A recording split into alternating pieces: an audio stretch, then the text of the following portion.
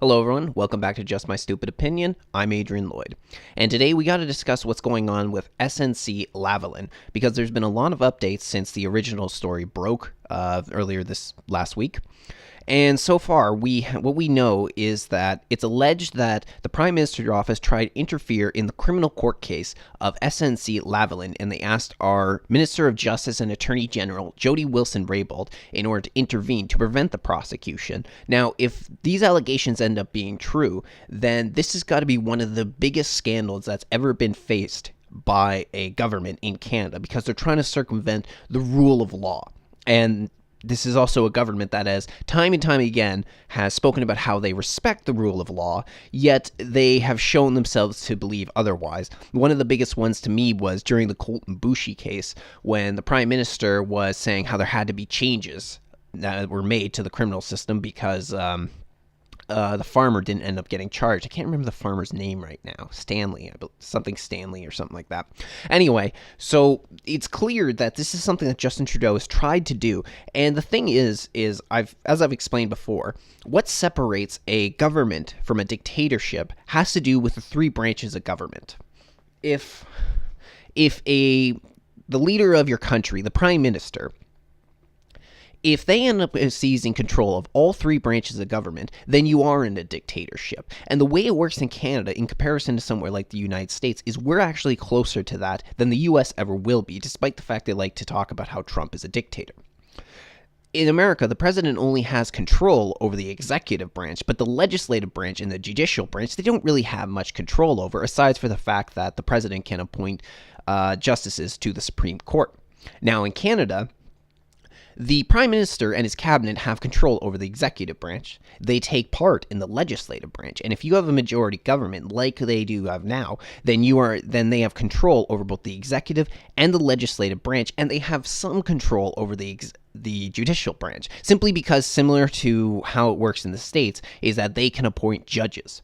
Now, when Trudeau has talked about wanting to make changes to the judicial system, and if he was to manage to actually pull this off, then that is a really scary precedent that has been set, because then you're actually moved very close to a dictatorship. And when Trudeau tries to circumvent the rule of law, circumvent the judicial system, then he is a tyrant. This is exactly what, there's no other word for it.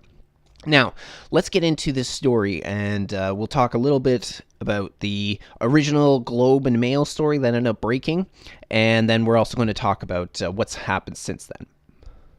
So, this was what ended up getting released earlier last week. The Prime Minister's office pressed Wilson-Raybould to abandon prosecution of SNC Lavalin. SNC Lavalin is one of the biggest engineering firms in Canada. It's also one of the most corrupt, and we're going to get into that in a bit. The Prime Minister, Justin Trudeau's office, attempted to press Jody Wilson-Raybould when she was Justice Minister to intervene in the corruption and fraud prosecution of Montreal engineering and construction giant SNC Lavalin Group, Inc., sources say, but she refused to ask federal prosecutors to make a deal with the company that could prevent a costly trial. SNC Lavalin has sought to avoid a criminal trial on fraud and corruption charges stemming from the RCMP investigation into its business dealings in Libya.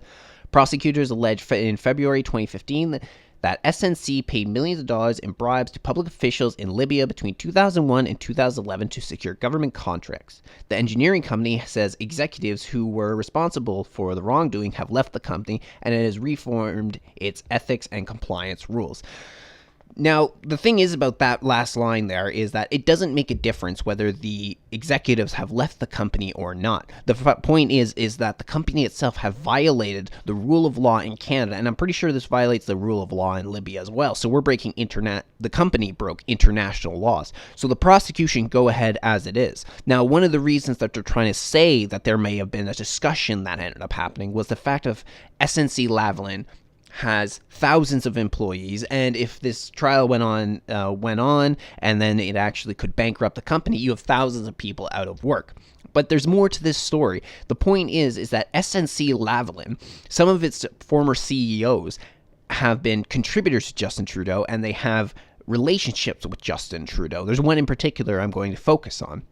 So it's not the them trying to jump in for the good of the working class as they're trying to see. It's Justin Trudeau once again trying to do something for his special interest groups, for his buddies. This has been a common theme with the Trudeau government, but I move on. After the charges, SNC Lavalin lobbied officials in Ottawa, including senior members of the office of Mr. Trudeau, to secure a deal known as the Deferred Prosecution Agreement, or Remedial Agreement, that would set aside the prosecution. I'm scrolling more. Sources say Miss Wilson-Raybould, who was Justice Minister and Attorney General until she was shuffled to Veteran Affairs earlier this year, came under heavy pressure to persuade the Public Prosecution Services of Canada to change its mind. But she didn't end up doing this. And this is one of the big things when it comes from the scandal. It's like, putting aside the violation of the law, it shows that... I've spoken before about how Trudeau runs his government with an iron fist, his cabinet and his MPs. He runs them with an iron fist. This seems to prove it, considering how this was a very luxurious position that she was in when you're Minister of Justice and Attorney General, and then to get moved down to Veterans Affairs. It's not that Veterans Affairs isn't important, it's very important, but it is considered a demotion if you're in the cabinet to move from there to there. And she's been in the position as Attorney General and Justice Minister for 3.5 years now, about 3.5, coming up on that. So, and the thing was, too, is I believe she was the first Indigenous woman to ever be in there. So that was supposed to be one of Justin Trudeau's key selling points, is how this was so important that he finally put an Indigenous woman inside as Attorney General. Well, that didn't last too long. And all because she was going to do her job, pretty much. So this is one of the reasons that people have taken notice of this, but we're going to go on more about the law itself. Now, Justin Trudeau ended up giving a brief interview about this, or at least they only showed a little snippet of it. I have that right here, and we're going to take a listen to it. The allegations in the Globe story this morning are false. Neither the current nor the previous Attorney General was ever directed by me or by anyone in my office to take a decision in this matter. With regards to the Huawei matter, your line has always been that politicians cannot interfere with an independent judicial process. Do you think the Chinese will believe you now in light of what we've heard about the SNC Lavalin case and the Norman case before that? We have been consistent that Canada is a country of the rule of law that respects the independence of the judiciary and always will. That is something that we stand up for on the international stage. It's also something we ensure on the domestic stage. Well, I have already laid out as to why that's not true. I've already laid out that he has tried to get himself involved in court cases like this in the past, so we already know that's not true, although I know I'm just beating a dead horse when I speak about Trudeau lying, so I'm not really going to focus on that more. But the thing is, too, is it seems very clear, especially with recent events that have happened, as to why he moved Jody Wilson-Raybould out of the position in exchange for his new Attorney General and Justice Minister, what's his name, David Lametti. And it's for this reason right here. The Attorney General sees no justification for probe of alleged Prime Minister's office interference in SNC Lavalin case. Now you know why they changed the Attorney General, because he wanted his highest diplomat when it comes to lawfare to come out and be able to defend him. And this is exactly what this guy, David Lametti, is doing. He is a puppet for Justin Trudeau. I mean, how would he know? The guy's only been in the position for a few weeks now. The change ended up coming in, I believe it was the 14th of January of this year. So he doesn't really know what's going on. This case goes back to 2015 when they were first pressed charges. Jody Wilson-Raybould has a much better understanding of this case than this guy does. But as it says here, the current Justice Minister and Attorney General David Lametti said that there has been no evidence to justify a committee investigation into whether or not Prime Minister Justin Trudeau or anyone in his office tried to have former Justice Minister Jody Wilson-Raybould abandon the prosecution of a case against SNC Lavalin. Well, there is definitely justification just because these allegations came out. If Justin Trudeau really is innocent in this, his prime minister's office is innocent in this, then it seems clear to me that they should launch the investigation simply because it will prove that he did nothing wrong. And this has been called for by both the Conservatives and the NDP. Jagmeet Singh and Andrew Scheer have called for an investigation in this, and many Canadians are supporting the idea of an investigation because these charges are extremely serious. But I go on. Quote, all we've heard are allegations in a newspaper. Lametti, who replaced Wilson-Raybould when she was shuffled into Veterans Affairs portfolio last month, told CTV's question period host Evan Solomon. The Prime Minister has said that these allegations are false. I haven't had any corroborating evidence there.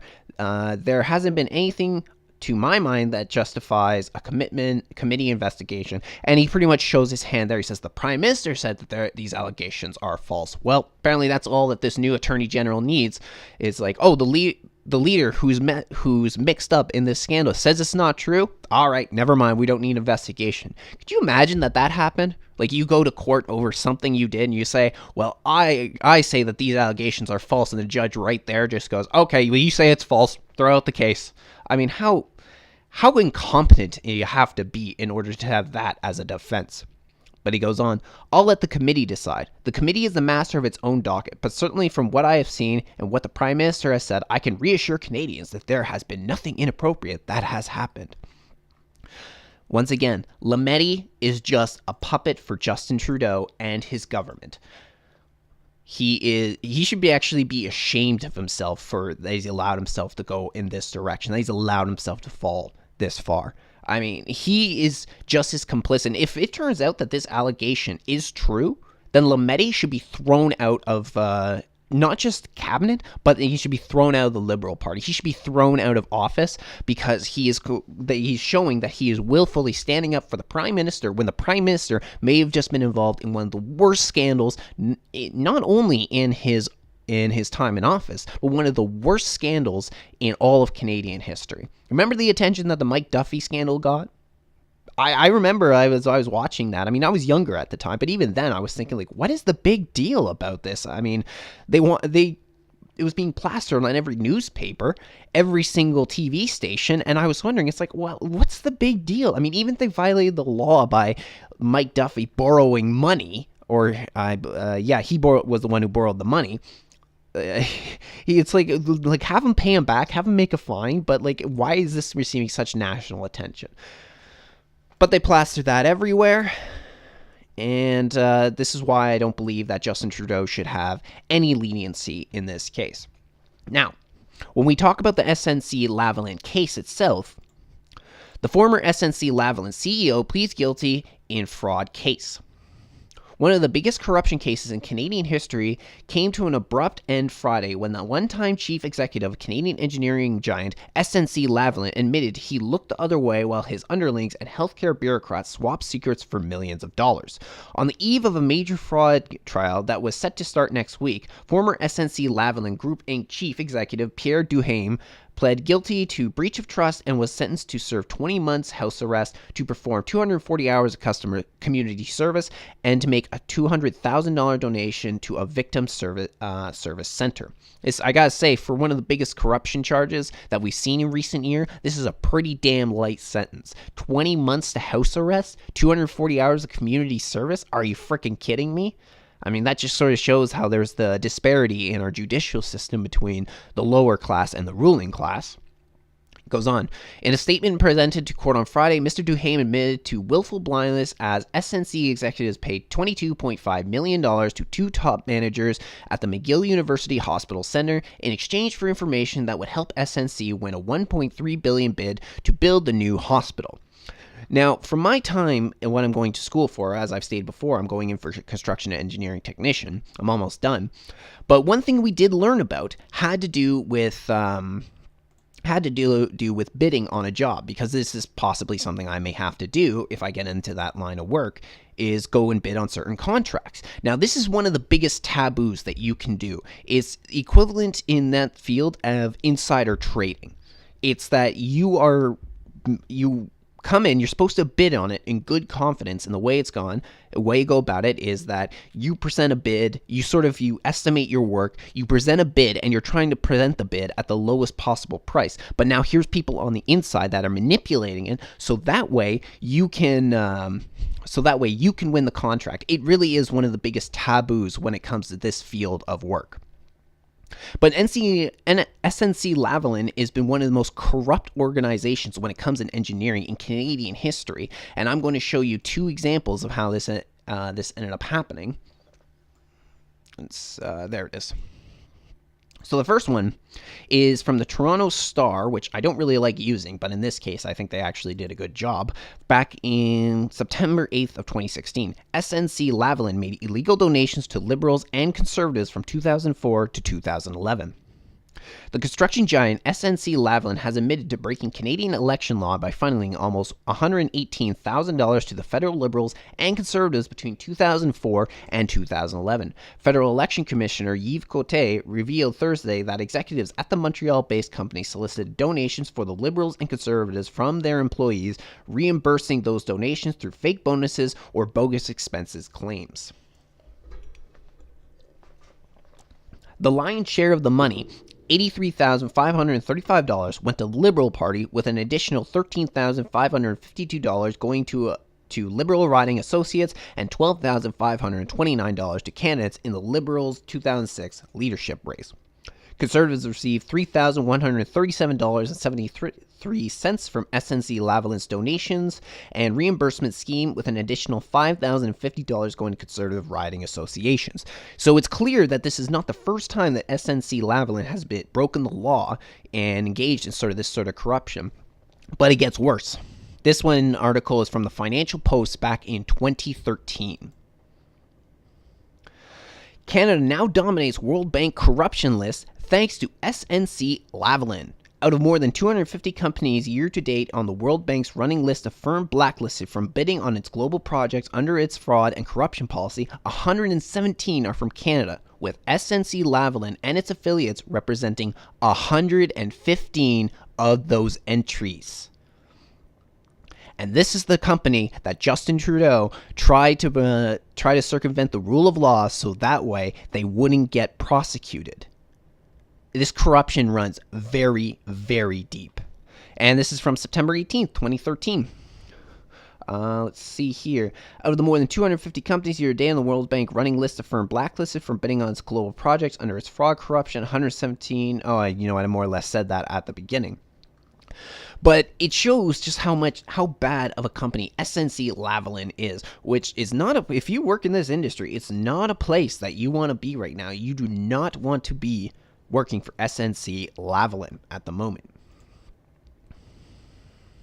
So, there was an interview that was given on CPAC back a couple days ago on February 8th, because today is the 10th, on Primetime Politics. And the person they were speaking to was Michael Bryant, who is the Canadian Civil Liberties Association. He works for them, and he was also the former Attorney General of Ontario. Now, what he ended up saying is quite shocking, and we're going to get into it. There's just a couple time clips. It won't take too long. I didn't have it quite set up, actually. I thought I did, so I just got to quickly get to my time code. Hold on, almost there. We'll start from there. All right. Come on. All right, I'm going to refresh this and we'll try again since it's taking so long.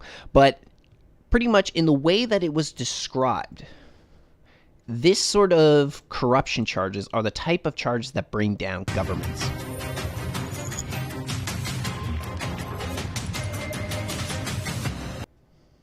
Why are people getting so upset? What's at the heart of this then?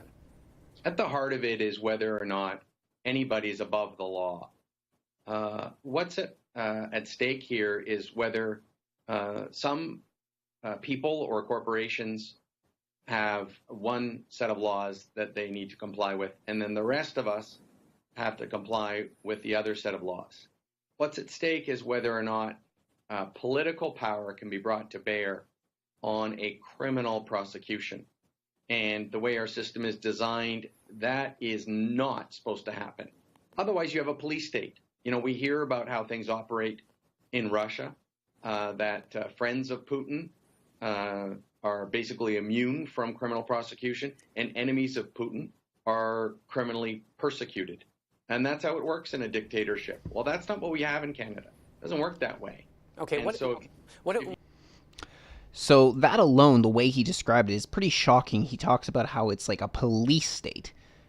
Who would ever thought that that's the way we'd be talking about Canada, eh? But we're going to our next time code. Is it the alleged intervention in this whole decision? Well, I think there's two problems. One is that it was, we never debated this change to the criminal code. It was put into a budget bill, which guaranteed that it would not be debated. By putting it in the budget bill, it guaranteed that it would pass. It looks like an end run on the Department of Justice by putting in this new provision in a budget bill. Because, if you're a part of the government, you have to vote for the budget bill. Otherwise, you're expressing non-confidence in the government.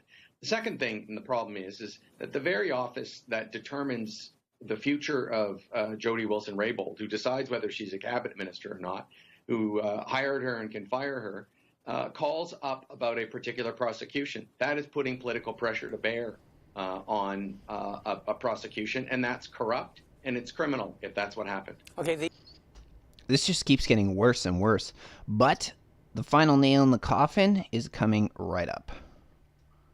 This is where it really gets bad. If that's what happened. I mean, these are all allegations.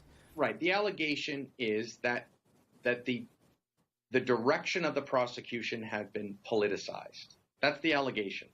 That by the Prime Minister's office getting involved in decisions made about the prosecution, that instead of them being quasi-judicial and independent, which is what the Constitution requires, that they were politicized.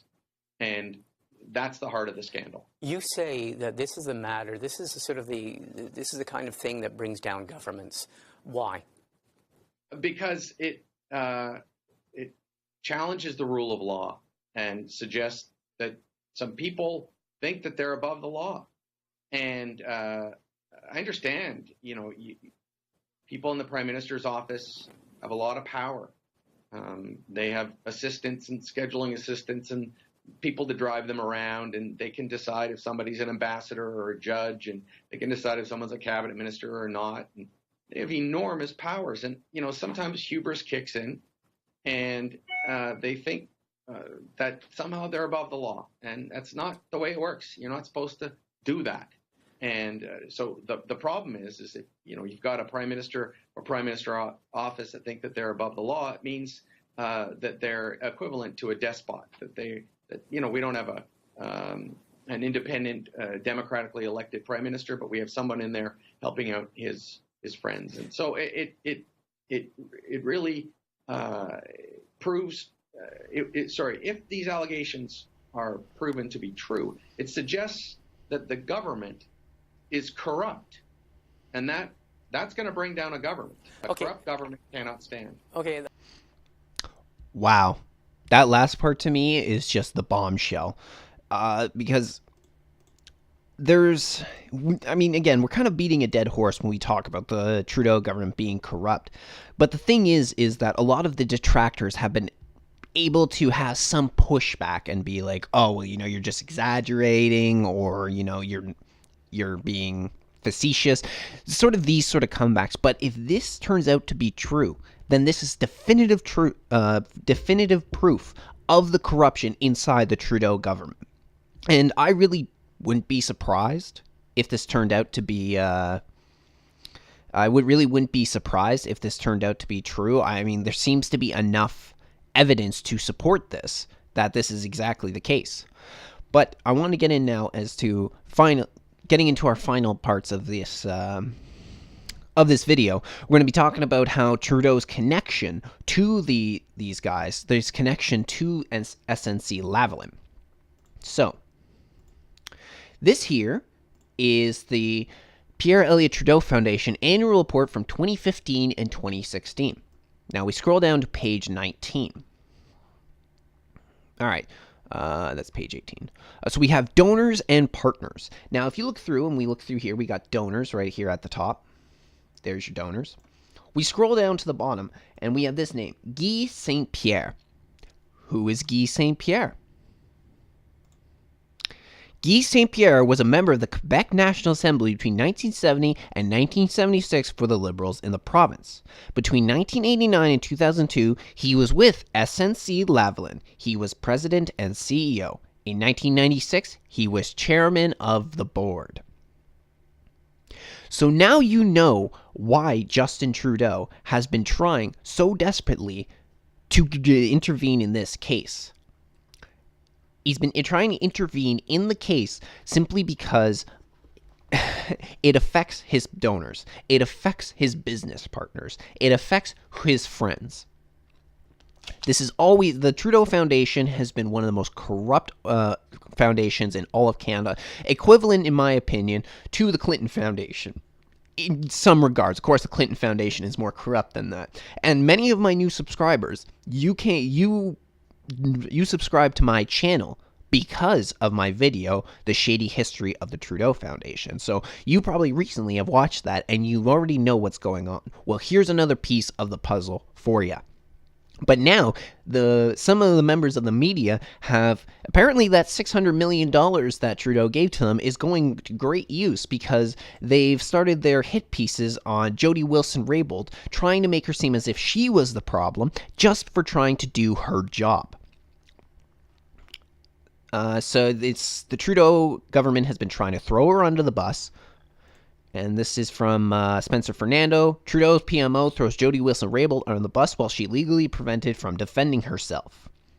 So as many people have been speculating who the client is following Jody Wilson-Raybould's statement that she can't comment on to Trudeau's PMO SNC Lavalin bombshell story due to solicitor-client privilege. Now, as I understand solicitor-client privilege, it's the fact that she got moved from one ministry to the next. She can't comment on previous portfolios, so she can't comment on what portfolio that she had while she was Minister of Justice.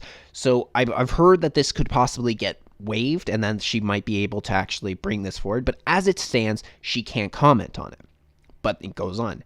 Now it has been made clear by the federal government itself that the client is the Trudeau government. Everything is leading back to Trudeau's government. This is why I believe that this is going to prove to be, and this is going to be proven reality. This is why we need an investigation into these accusations, because this is corruption at the highest level. Wilson-Raybould was considered the attorney for the government of Canada. As a result, her ability to speak on the issues controlled by the Trudeau government, ultimately it would be up to the federal government controlled by Trudeau as to whether she can legally speak about it. So, there's not much that she can do. But there's not much she can do because she's got to go through the government in order to speak about it, and it's the government who doesn't want her to speak. It's a vicious circle. This quick tweet that was put out by Michael Boyer says the Prime Minister's office says at Puglas, and that's Jody Wilson-Raybould. So the Minister's office says that Jody Wilson-Raybould brought up the issue of SNC Lavalin in December with Jerry Butts. Always Jerry Butts.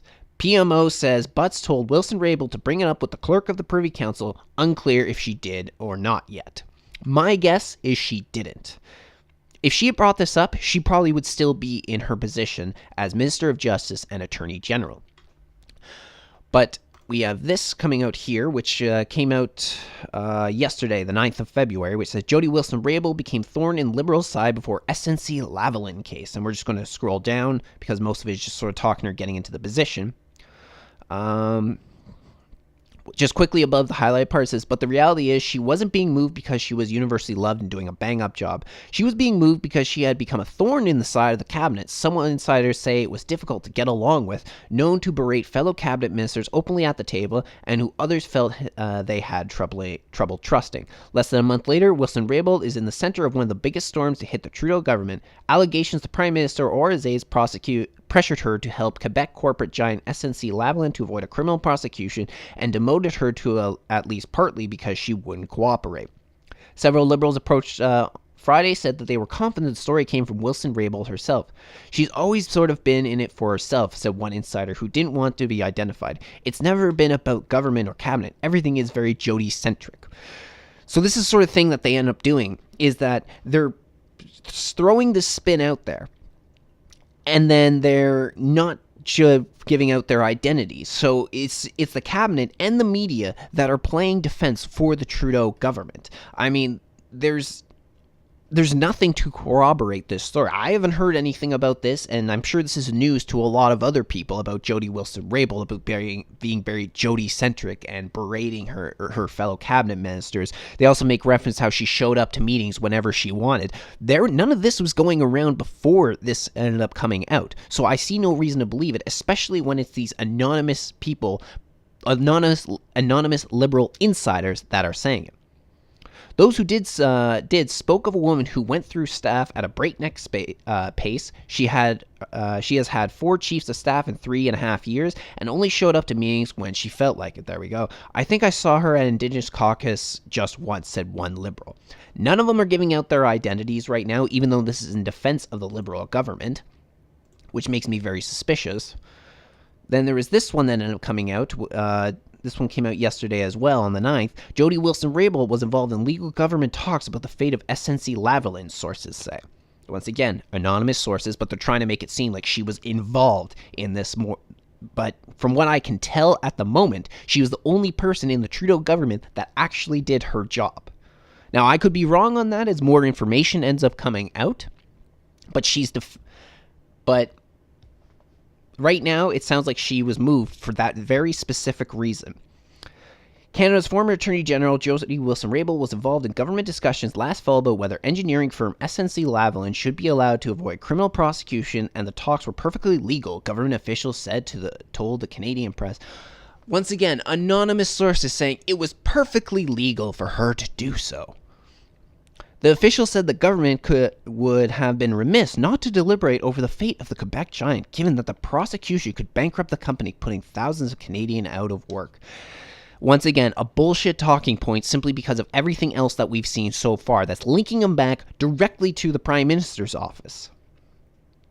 The lobbyist registry shows Representative SNC Lavalin logged more than 50 meetings with federal officials and parliamentarians on subjects that include justice and law enforcement.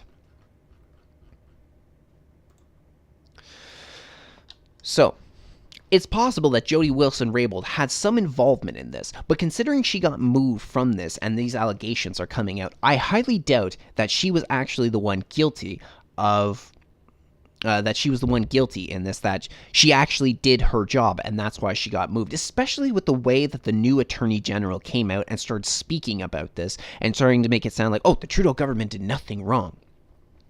It's possible. It's possible that Jody Wilson-Raybould had a hand in this, and I have no love for Jody Wilson-Raybould. I wouldn't say that she was really that great of an attorney general or justice minister, but it sounds like she actually tried to do her job.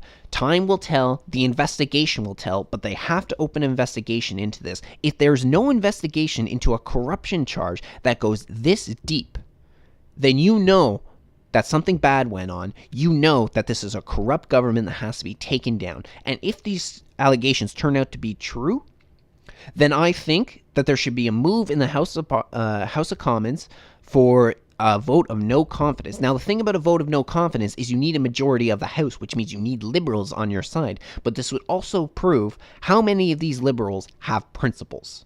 Because right now, it doesn't sound like many of them are coming up. But even just having that come up, if this allegation turned out to be true, and then these Liberals voted against a motion of no confidence, then we see their true colors. I mean, anybody paying attention already knows their true colors, but this is going to run deep, so pay close attention, because this is going to be a big case. And because it's coming up now, it's going to drag out for a while, and I think this is actually going to come up if something doesn't happen and Trudeau doesn't get thrown out of office. Then this is going to be a big talking point come the 2019 federal election. So I'm going to be keeping my eyes open, and I suggest you do as well. Thank you everyone for joining me on the channel today. I'm Adrian Lloyd. This is just my stupid opinion.